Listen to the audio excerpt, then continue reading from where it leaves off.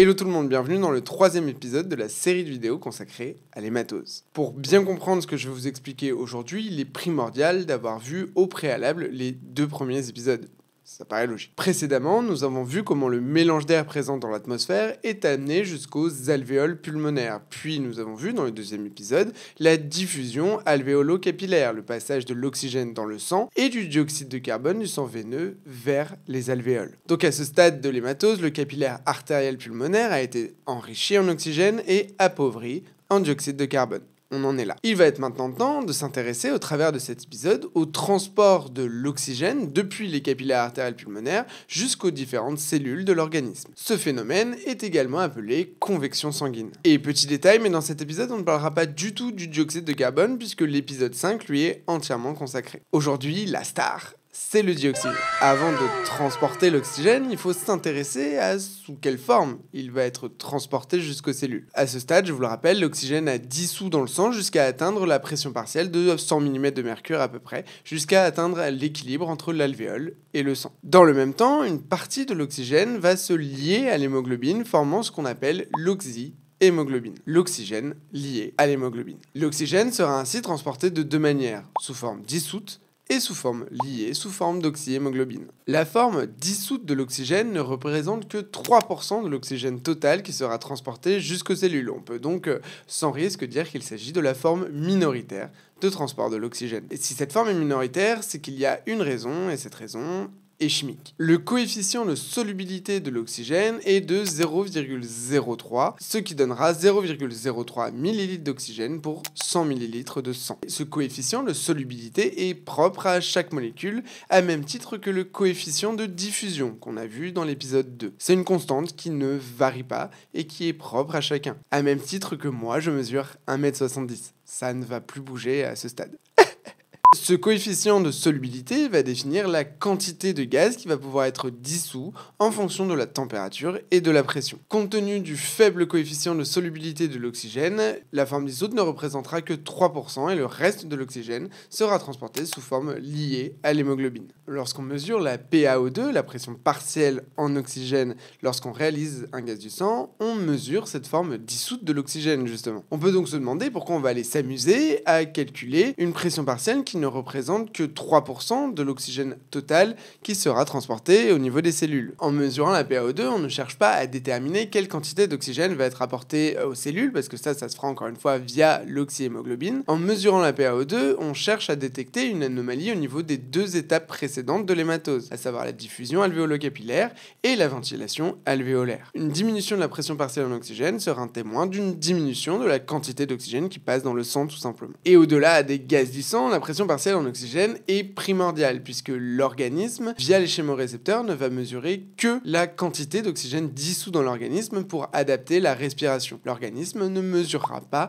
la quantité d'oxyhémoglobine. Passons maintenant à la forme majoritaire de transport de l'oxygène dans le sang, à savoir justement l'oxyhémoglobine.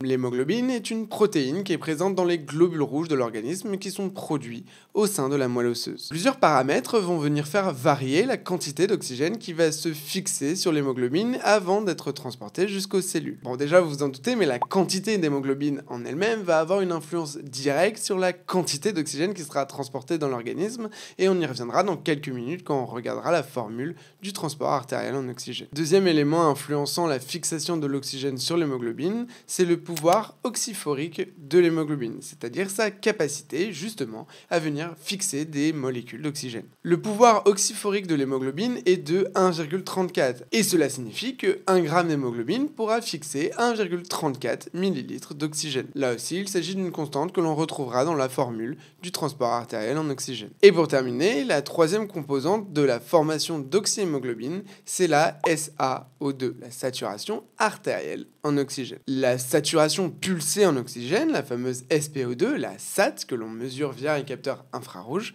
est un reflet de cette fameuse SaO2, saturation artérielle en oxygène. Et c'est le moment de vous parler de la courbe de Barcroft, dont vous avez peut-être déjà entendu parler et qui ressemble à ceci.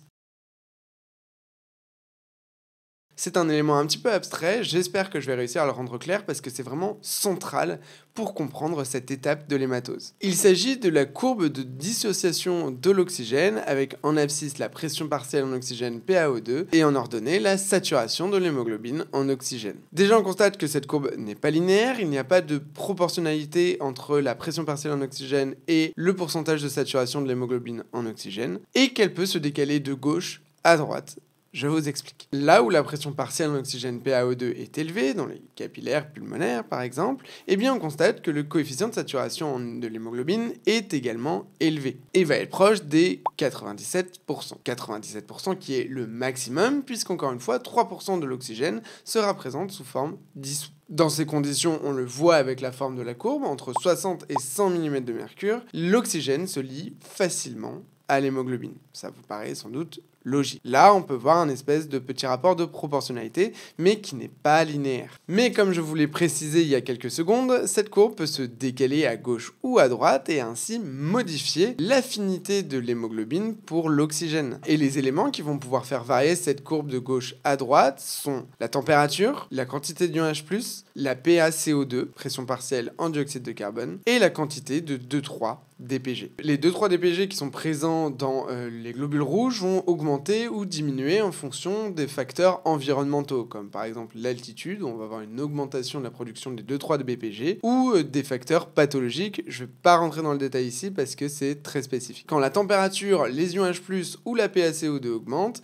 la courbe va se décaler vers la droite. Dans ces conditions, l'oxygène se dissocie plus facilement de l'hémoglobine et s'associe plus difficilement. L'affinité avec l'hémoglobine est diminuée quand la courbe se décale vers la droite. On constate qu'à pression partielle en oxygène équivalente, la saturation en oxygène de l'hémoglobine est diminuée. La PaO2 ne va pas varier et pourtant moins d'oxygène sera lié à l'hémoglobine. A l'inverse, quand les ions H+, ou la PaCO2 ou la température diminuent, la courbe de Barcroft va se décaler vers la gauche. C'est totalement l'inverse, l'oxygène va plus facilement se lier à l'hémoglobine et va plus difficilement se dissocier de l'hémoglobine. À pression partielle en oxygène équivalente, la quantité d'hémoglobine fixée à l'hémoglobine sera plus importante. Et ça, c'est purement physiologique, les choses sont plutôt bien faites. Au niveau des capillaires périphériques, là où l'oxygène doit être livré au niveau des cellules, la température est augmentée, la quantité d'ion H+, est également augmentée parce qu'il y a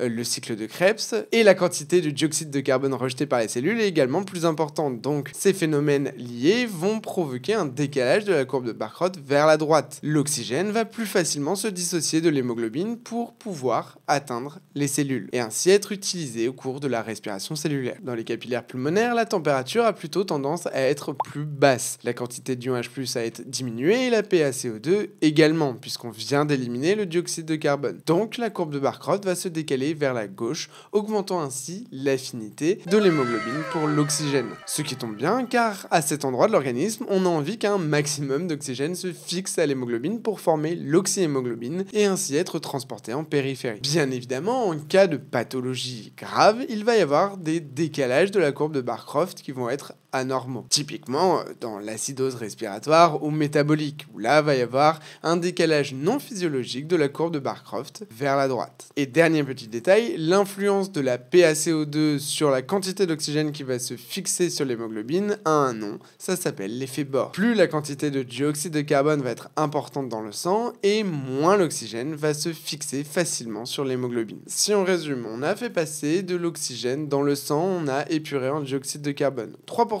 de l'oxygène va rester sous forme dissoute, 97% va se lier à l'hémoglobine pour former l'oxyhémoglobine. Ce lien va se faire facilement dans les capillaires pulmonaires puisque naturellement la température est plus basse ainsi que la quantité de dioxyde de carbone. Donc l'hémoglobine est très affine pour l'oxygène et va facilement former de l'oxyhémoglobine. On a chargé les camions que sont l'hémoglobine en oxygène, il va être maintenant temps de mettre en route tout ce qu'on voit vers les cellules. Et c'est le moment parfait pour vous parler de la formule du transport artériel en oxygène. La formule du transport artériel en oxygène TaO2 s'écrit de la façon suivante. 1,34 fois l'hémoglobine, fois la saturation en oxygène, fois le débit cardiaque, plus 0,03 fois la PaO2. À ce stade de la vidéo, vous êtes capable de comprendre chaque élément de la formule. 1,34, c'est la constante du pouvoir oxyphorique de l'hémoglobine, la quantité d'oxygène que peut fixer une molécule d'hémoglobine au maximum, sans tenir compte des autres paramètres. C'est une constante à même titre que la constante de diffusion des gaz. Ensuite, on retrouve la quantité d'hémoglobine. Bien évidemment, ça va avoir une influence directe sur la quantité d'oxygène qui va être transportée. Si on a un taux d'hémoglobine qui est bas, bien évidemment qu'il y aura moins d'oxygène qui sera apporté au niveau des cellules. Ensuite, on retrouve la SaO2, la saturation artérielle en oxygène qui va être influencée par la courbe de Barcroft et la pression partielle en oxygène. Et vient ensuite le débit cardiaque, abrégé QC, qui lui va mettre en mouvement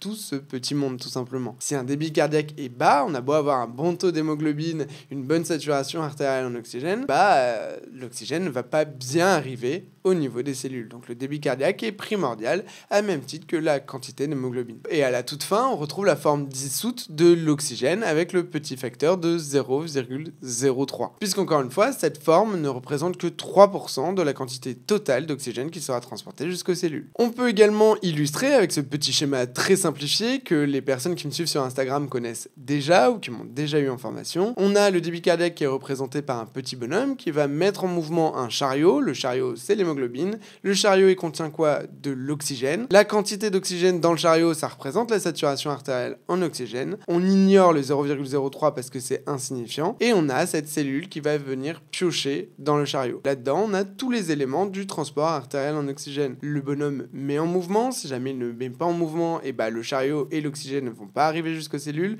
S'il y a une quantité de chariot qui est diminuée, c'est qu'il y a une quantité d'hémoglobine qui est diminuée, donc forcément, on pourra transporter moins de molécules d'oxygène. Et si jamais les chariots ne sont pas remplis au maximum, forcément la quantité d'oxygène diminuera en périphérie. Une fois que le petit bonhomme se présente avec son chariot devant les cellules, la température à cet endroit de l'organisme s'élève, la quantité d'ion H+, et la PaCO2 également. L'oxygène va plus facilement se dissocier de l'hémoglobine et être disponible pour que les cellules puissent l'utiliser pour son cycle de respiration cellulaire. On arrive donc à l'étape des échanges cellulaires qui sera l'objet de la vidéo 4. N'hésitez pas à faire des pauses et à faire des retours en arrière s'il y a des choses qui sont un petit peu floues pour vous. Normalement, c'est suffisamment bien illustré pour que la courbe de Barcroft n'ait plus de secret pour vous. Et si vous avez des questions, n'hésitez pas à les poser en commentaire. Les prochains épisodes vont arriver, je m'engage à terminer cette série, mais je ne sais pas quand je vais le faire. C'est des vidéos qui me demandent beaucoup de temps et qui ne sont pas énormément vues parce que c'est des sujets très spécifiques. Mais maintenant que j'ai commencé, j'irai jusqu'au bout. Il faut juste être patient. Et pour soutenir le travail ici, justement, si ces vidéos te plaisent et que tu fais partie des peu de personnes qui regardent ces vidéos qui sont assez spécifiques, raison de plus pour les partager, pour les diffuser au maximum, mettre un pouce, mettre un commentaire pour soutenir le travail ici et t'abonner si c'est pas déjà fait, tout simplement. Et moi, je vous dis à la prochaine. Salut! I'm in a big house with people I don't know. There's a reason, but it's not